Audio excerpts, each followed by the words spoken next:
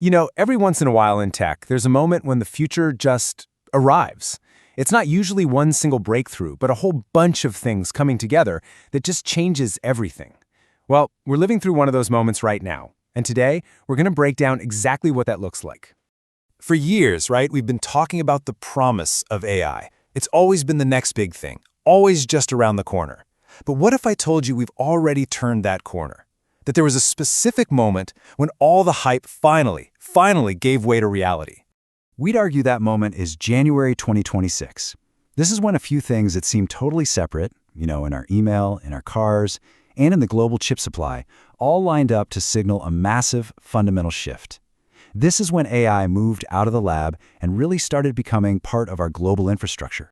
And the very first place this revolution is landing, it's somewhere we all spend hours every single day, our email inbox. And this isn't just about a new feature. We're talking about a complete redesign of a core digital experience. 3 billion. That's the number of people who use Gmail every month. I mean, just think about that scale for a second. It's absolutely staggering. And it makes Gmail the perfect beachhead for one of the largest consumer AI rollouts in history. This is going to fundamentally change how a huge portion of the connected world interacts with your digital life. So what's so cool about this is how it completely changes what an inbox is. It's not just a passive list of messages anymore. With Gemini, it becomes your proactive assistant. Instead of you digging through all the noise, the AI just brings the important stuff to the surface. Suggested to-dos will pull out that bill you forgot you have to pay. Topics to catch up on will bundle all your shopping receipts together, and you can just ask it stuff like, hey, who was that plumber who sent me a quote last year? It finds the answer, not just the email thread. This is a huge change in how useful your inbox can be. But here's the really crucial part. All this power comes with a trade-off. It basically creates two different classes of users. So if you're on a free personal Gmail account, your interactions are, in a way, helping to train and improve Google's AI models for everybody. But for the paying Google Workspace users, that data is totally walled off. So what this means is that the convenience for us free users is subsidized by our data. And that data, in turn, helps build a better product for their big enterprise customers. It's a model we really need to be aware of as AI gets baked into everything we do.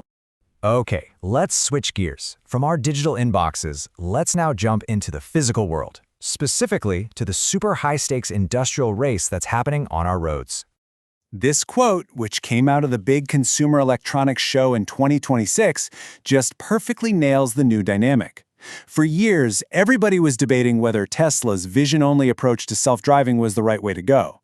Well, now, the rest of the industry isn't just trying to catch up. They're basically adopting the same playbook. They're admitting Tesla was right all along. It's a massive validation. And this slide lays out the two competing ideas perfectly. On one side, you've got Tesla's camera-only system, which they built on a decade of just collecting tons of real-world driving data. And on the other side, you see Ford's brand new strategy. They're partnering with Google and using LiDAR. Think of it like radar but with light, to shoot for a true eyes-off Level 3 system. That means the car can handle most of the driving without you even needing to pay attention.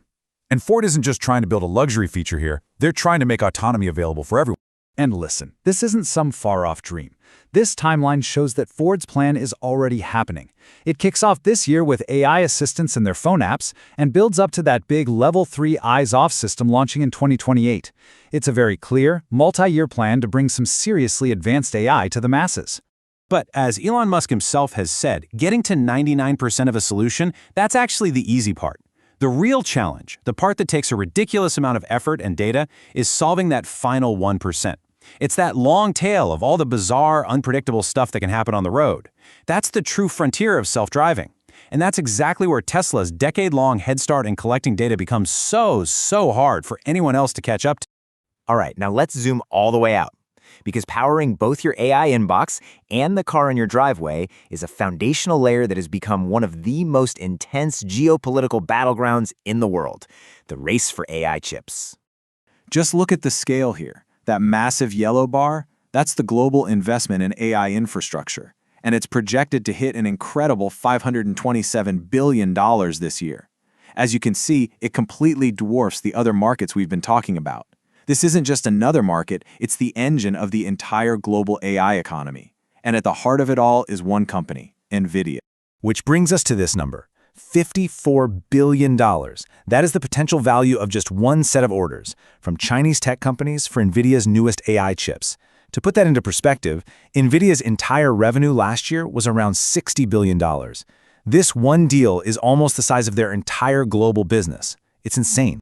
So that $54 billion represents orders for 2 million of these special AI chips. But here's the problem. Nvidia only has about 700,000 of them available to sell. So the demand from China alone is nearly 3 times bigger than Nvidia's entire global supply. So, how does Nvidia possibly deal with this insane demand and all the huge geopolitical risk? Well, they came up with a business term that's basically unheard of. 100% payment, upfront. No deposits, no cancellations. It's a massive insurance policy against the risk that the US government could suddenly change export rules, which would leave Nvidia stuck with billions in inventory they can't sell. So this puts Nvidia right in the middle of a technological Cold War. You've got the US government constantly threatening to tighten restrictions. Then you've got China pushing its own companies to buy domestic chips instead. And underneath all of that is a huge global supply bottleneck controlled by just one company, TSMC. The entire world's AI progress is basically limited by how fast they can produce these things. So, okay, we have a revolution happening in our inboxes, on our roads, and in the global supply chain for chips.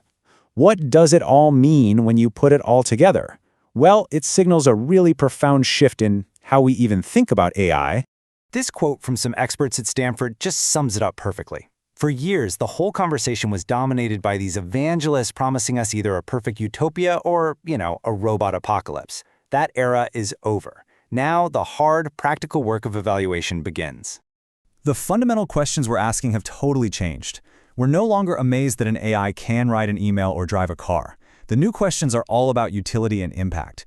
How well does it actually work? What's the real cost, not just financially, but socially and for our privacy? And maybe most important of all, who actually benefits from these powerful new tools? So as we step into this new era, where AI is literally being woven into the fabric of our daily lives, from the emails we send to the cars we drive, the final question is really for all of us. Who is responsible for measuring its real-world effects? Is it the companies? Is it the governments? Or is it us, the users? That's the real challenge of this 2026 tipping point.